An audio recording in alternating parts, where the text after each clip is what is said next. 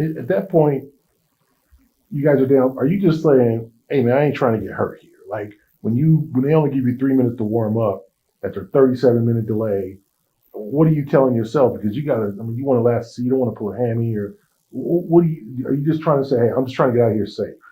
Yeah, I mean that definitely crossed my mind. You still, try and win a game.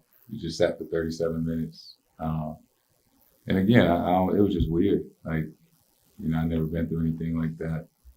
Uh, you know, it wasn't like they could tell us how long we had to wait because nobody knew. Uh, so it just we were just all waiting and sitting there and, until he got back to playing.